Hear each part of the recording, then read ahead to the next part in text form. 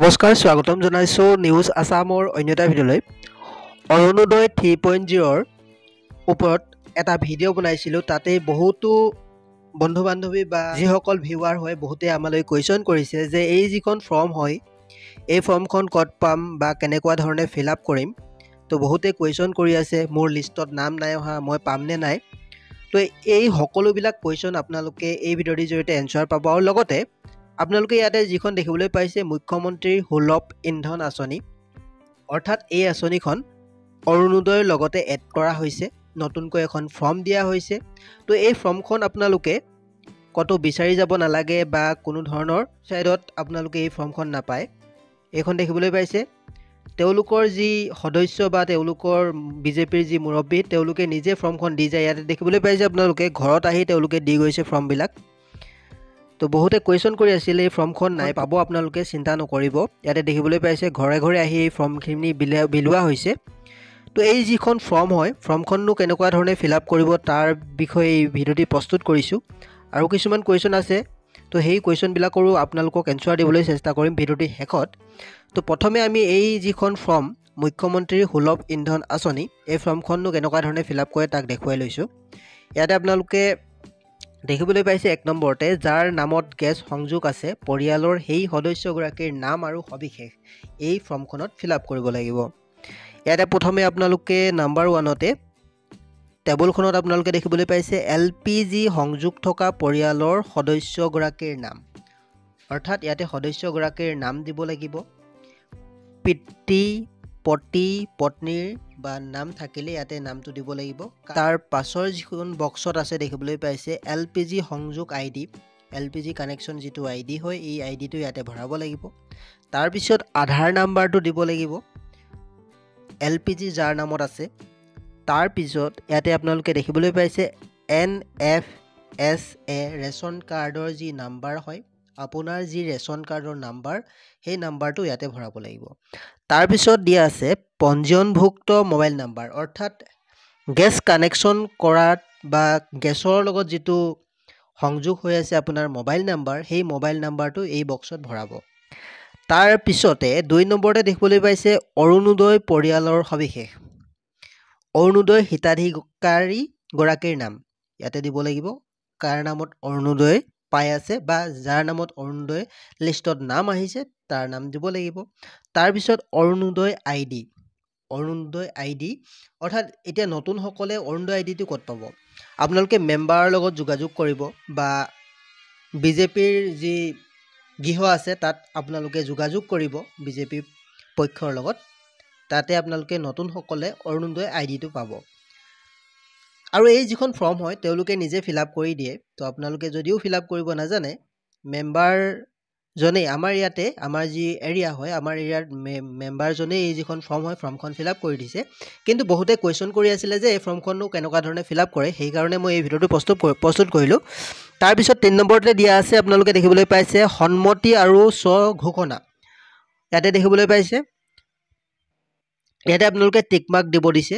ইয়াতে লিখা আছে আধাৰ, ৰেচন কাৰ্ড আৰু LPG সংযোগ IDৰ বাবে সন্মতি, অৰ্থাৎ ইয়াতে টিক মাৰ্ক দিব দিছে। তাৰপিছত লিখা আছে অৰুণোদয় 3.0 পৰিয়াল হিচাপে ক্ৰয় কৰা প্ৰতিটো গেছ চিলিণ্ডাৰৰ বাবদ 250 টকা ৰাজসাহাৰ্য লাভ কৰাৰ অৰ্থে মোৰ আধাৰ নাম্বাৰ, বায়'মেট্ৰিক আৰু বা one time password data NFSA যি ৰেচন কাৰ্ডৰ নাম্বাৰ LPG সংযোগ ID ব্যৱহাৰ কৰিবলৈ মই সন্মতি প্ৰদান কৰিছোঁ। লগতে মই প্ৰদান কৰা তথ্যসমূহ শুদ্ধ বুলি ঘোষণা কৰিছোঁ বুলি ইয়াতে টিক মাৰ্ক দিব লাগে।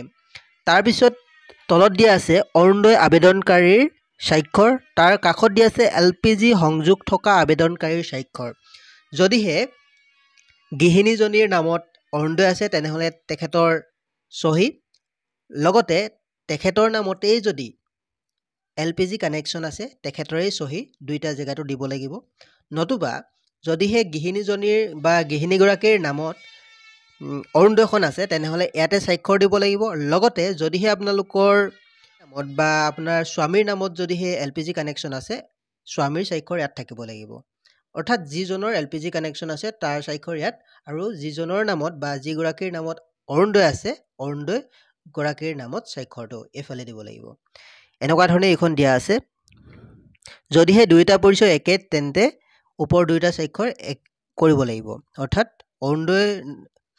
অৰুণোদয় থকা গৰাকীৰ নামতেই যদি LPG কানেকশ্যন আছে দুয়োটা ঠাইত তেনেকুৱা ধৰণে চহী দিব লাগিব তো এই ভিডিঅ'টি এই কাৰণে প্ৰস্তুত কৰিলোঁ বহুতেই কুৱেশ্যন কৰি আছিলে এই যিখন ফৰ্ম হয় ফৰ্মখন ক'ত পাম কেনেকুৱা ধৰণে ফিল আপ কৰিম বহুতেই কুৱেশ্যন কৰি আছিলে লিষ্টত নাম আহিছে কিন্তু ফৰ্ম অহা নাই ফৰ্মখন পাব আপোনালোকে ফৰ্মখন নাপালেও আপোনালোকে 1250 টকাটো পাব এইটো আপোনালোকে 100% খাটাং হৈ আছে যদিহে আপোনালোকৰ লিষ্টত নাম আহিছে তেনেহ'লে আপোনালোকে পইচাটো পাব এই ফৰ্মখন মাত্ৰ এই কাৰণেই দিয়া হৈছে অৰ্থাৎ 2026 চনৰ জানুৱাৰী 1 তাৰিখৰ পৰা এই যি LPG 250 টকাটো আপোনালোকে এড কৰা হ'ব অৰ্থাৎ এই যিখন ফৰ্ম ফিল আপ কৰিছে এই ফৰ্মখন এই কাৰণেই দিয়া হৈছে 250 টকাটো আপোনালোকে 26 চনৰ পৰা পাব যদিহে আপোনালোকৰ লিষ্টত নাম আহিছে তেনেহ'লে আপোনালোকে 1250 টকা 17 ছেপ্টেম্বৰ তাৰিখৰ পৰা পোৱাটো খাটাং আৰু 17 ছেপ্টেম্বৰ তাৰিখে এই কাৰণেই আপোনালোকক চ'জ কৰিছে অৰ্থাৎ হিমন্ত বিশ্ব শৰ্মা ডাঙৰীয়াই মোদী ডাঙৰীয়াৰ যিহেতু জন্ম তাৰিখ অৰ্থাৎ জন্ম জয়ন্তী উপলক্ষে সেই তাৰিখতে এই যিখন 3.0 অৰুণোদয় 3.0 শুভাৰম্ভণি কৰিব আৰু লগতে 17 ছেপ্টেম্বৰ তাৰিখতেই আপোনালোকৰ বেংকৰ একাউণ্টত 1250 টকা সোমাব আৰু লগতে এই যিখন ফৰ্ম আপোনালোকে ফিল আপ কৰিছে বৰ্তমান এই ফৰ্মখন ফিল আপ কৰাৰ যিটো মূল্য বা যিটো পইচা আপোনালোকৰ 250 টকাটো 26 চনৰ জানুৱাৰী মাহৰ পৰাহে সোমাব অৰ্থাৎ 250 টকাটো জানুৱাৰী মাহৰ 1 তাৰিখৰ পৰা আহিব কিন্তু 1250 টকাটো আপোনালোকে 17 ছেপ্টেম্বৰ তাৰিখৰ পৰা পাবলৈ সক্ষম হ'ব তো ভিডিঅ'টিৰ জৰিয়তে আপোনালোকক ইমানেই জনাবলৈ বিচাৰিছিলোঁ তো যদিহে আপোনালোকে আমাৰ চেনেলত পোনপ্ৰথমবাৰৰ বাবে আহিছে তেনেহ'লে চেনেলটি ছাবস্ক্ৰাইব কৰি কাষৰ বেল আইকনটো প্ৰেছ কৰিবলৈ নাপাহৰিব আৰু লগতে বন্ধু বান্ধৱী বা আপোনাৰ পৰিয়ালৰ যি ৰিলেটিভ আছে তেওঁলোকৰ লগত ভিডিঅ'টো শ্বেয়াৰ কৰিবলৈ নাপাহৰিব যাতে সকলোৱে এই ইনফৰমেশ্যনসমূহ আমাৰ চেনেলৰ জৰিয়তে পাই থাকিবলৈ সক্ষম হয়